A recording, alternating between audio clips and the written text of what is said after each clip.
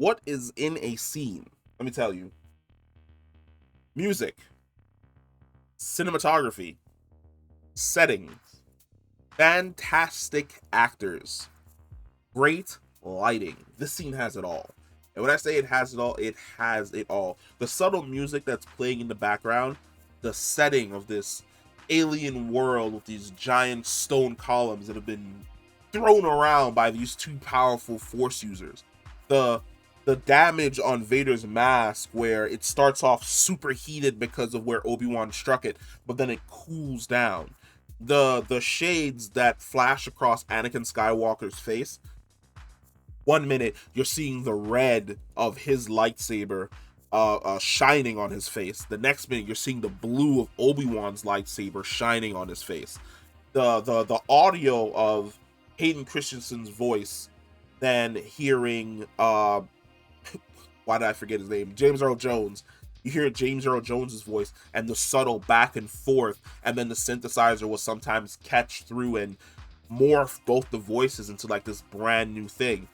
The look, like the emotion that's being conveyed in just eyes, where you can see just only a portion of Vader's face, but all you see is rage. And then the fantastic facial expressions of Ewan McGregor, where he starts off hopeful when he calls out to Anakin, and then that hope turns to just despair and sadness, and his eyes water up as he realizes that this person that's in front of him, Darth Vader, has essentially killed the man that he knew, his brother, his best friend, that he grew up with and went on all these adventures with.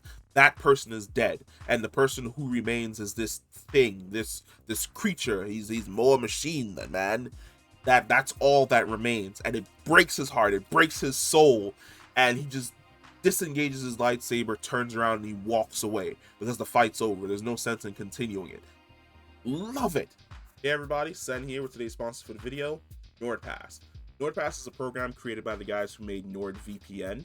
It stores all of your passwords in one location of your choosing, offline, that only you can access. It provides you with an autofill feature for the websites that you've already visited, and it also securely stores your credit card information offline that only you can access, away from other people's prying eyes. But in the event that somebody's prying eyes are able to lay their eyes upon that of your information, NordPass will notify you of any data breaches involving your username, your passwords, or even your credit cards. And the best part, NordPass encrypts all of your data, like I said, locally, offline, that only you can access and the NordPass employees can't. If you're interested in trying out NordPass, visit nordpass.com/sen. Information is down in the description. You will get 2 years plus a free month for 50% off. Once again, that is nordpass.com/sen. Now, back to your regularly scheduled program. Absolutely beautiful. And I mean, it's like a 3-minute scene. It's a 3-minute scene, and it's absolutely fantastic because it perfectly captures and conveys both of these characters. It captures and conveys where Vader is, then it captures and conveys the journey that Obi-Wan was on to reach the man that he used to be. Where at the beginning of everything, he's scared, he's timid, he has PTSD, he's terrified of the fact that Anakin survived, and he's hoping that like maybe he'd be able to bring him back to the light side of the Force. And he's on this journey, and he's on the run, and he's terrified of fighting Vader, and he gets all the way to this point and realizes finally that, like Vader said, it wasn't his fault that Anakin died. Anakin died because of his own decisions.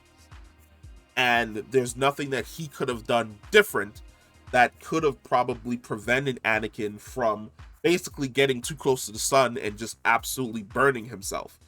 And he turns around and he walks away because he has something to protect. He has to protect Leia. He has to protect Luke.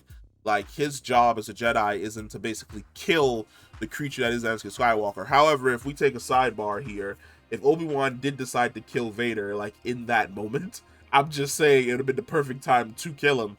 But he leaves him there, and he goes off, and he returns back to both Luke and then later on Leia. And I love... Oh, it's so good. Like, there's so much in a scene, but man, when you do a fantastic scene, you do a fantastic fucking scene. I don't know what it is about Disney Plus Star Wars, but Disney Plus Star Wars hasn't missed. Like, yes, I will agree with most people that this series started off really slow, but you cannot tell me that after the end of episode 3, into 4, into 5, into 6, that it wasn't fantastic Star Wars for like 4 episodes straight. So good. So fucking good. And I can't wait for the rest of these fucking series to come out, because they're so far, nothing's let me down.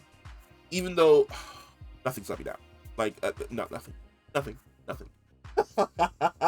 let me know, did you like that scene? Because I fucking love that scene. I think that scene is going to be remembered as probably the best live action Vader scene. Like, yes, the Rogue One scene happened. That's great. Yes, the him dragging Obi Wan through the coals in episode 3, that happened. Yes, Vader stopping the starship, that happened. But you ain't gonna get this level of emotion, raw emotion, that follows a fantastic duel between Obi-Wan and Anakin. You ain't gonna get all that. A fantastic scene like that for a while, or probably ever again, because we don't know whether or not Vader's gonna repop back up in any of these series going forward. But this right here is a perfect fucking Vader scene, and I absolutely love it, and I hope you fucking loved it too. And I will catch you in the next one. Peace.